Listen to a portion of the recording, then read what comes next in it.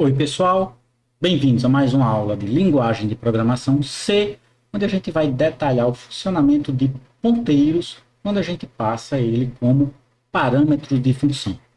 Então, nessa aula, a gente vai entender como fica a memória quando a gente usa um ponteiro como um parâmetro de função. Então, para isso, a gente declara que o parâmetro é do tipo ponteiro, colocando um asterisco antes do nome da variável. Vamos entender aqui esse funcionamento através da prática. Então, eu vou abrir aqui o código e a gente vai fazer aqui para um ponto C um programinha que a gente vai declarar uma função que recebe um parâmetro do tipo ponteiro. Então, aqui a gente tem a função main, return 0, e eu vou aqui declarar uma função qualquer, vou chamar de F1, e que essa função vai receber exclusivamente um ponteiro para um espaço de memória que armazena um valor inteiro. E o que a gente pode fazer aqui? Bom, primeiramente, a gente vai fazer um programa principal aqui, tá? Int A, variável A recebe 10, e vou imprimir o valor de A aqui, printf, A, dois pontos, %d, barra N, a gente imprime o valor da variável A. Depois a gente vai imprimir novamente, só que antes de imprimir novamente, a gente vai chamar a função F1, passando como parâmetro o endereço da variável A. Observe que o parâmetro da função é um ponteiro para uma área de memória. É um endereço de memória. Consequentemente, a gente pode passar aqui o endereço da variável A. O endereço da variável A é um endereço de memória. E o que a gente vai fazer aqui? Bom, eu vou fazer simplesmente, pegue o conteúdo, pegue o espaço de memória da variável P e coloque lá o valor 50. Ok? Então a gente vai fazer esse programa, tá? E aí a gente tem essa configuração. Eu vou colocar aqui 20, como está no nosso desenho, tá? E aí a gente tem ponteiro que aponta para o endereço de memória. E obviamente que esse endereço de memória aqui vai ser algum lugar na memória. Nós temos dois espaços de memória e um deles aponta para o outro. Só que agora a gente passa para uma função esse endereço. Vou fazer um clear gcc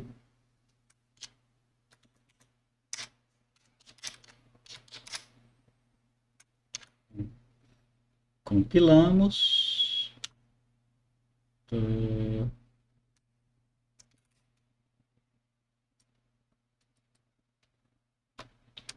Opa, aqui. Pronto. Compilamos, vou compilar novamente, não apareceu nenhuma mensagem de erro, isso quer dizer que o programa compilou corretamente. Então, da mesma forma, vou apagar e executar o programa localmente, para a gente entender aqui o que acontece.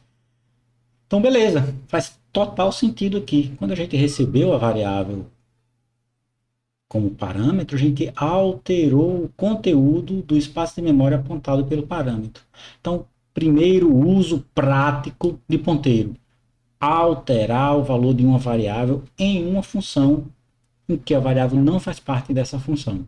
Então, esse é o primeiro uso. Nós veremos ainda outros usos de ponteiro, mas esse é o principal e o mais fácil de entender. Tanto é que a gente pode declarar aqui, por exemplo, eu vou criar aqui um ponteiro P1, um ponteiro P1 para o espaço de memória e dizer que P1 aponta para o endereço de A. Bom, a gente pode fazer isso direto na própria declaração. P1 aponta para o endereço de A. Isso aqui funciona sem problemas. Okay? E o que é que eu vou passar agora como parâmetro? P1.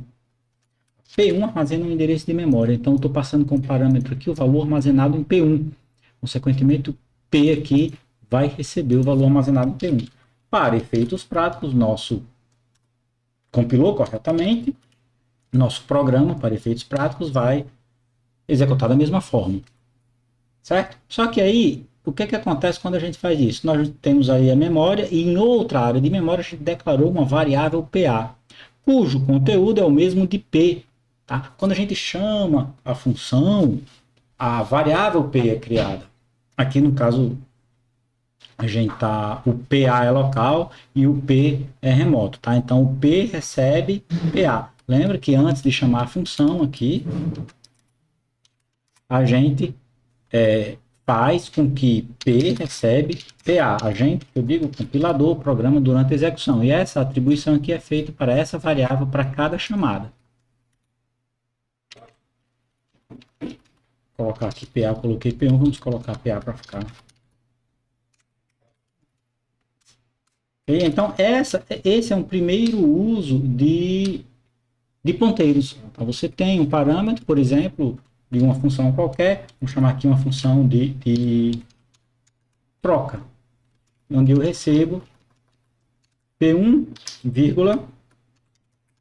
P2. E aí eu vou fazer int ao x igual ao conteúdo de P1, o conteúdo de P1 é igual ao conteúdo de P2, e o conteúdo de P2 recebe ao x. Através dessa função agora, a gente pode ter vários valores aqui, por exemplo, a, b, c. Vou fazer aqui um programinha para ordenar 3 números de forma simplificada. Eu vou imprimir aqui, no final, os números ordenados. %d, %d, a, b, c. E eu vou ler A, B e C da entrada. Então, a gente não sabe se eles estarão ordenados. E %d, %d.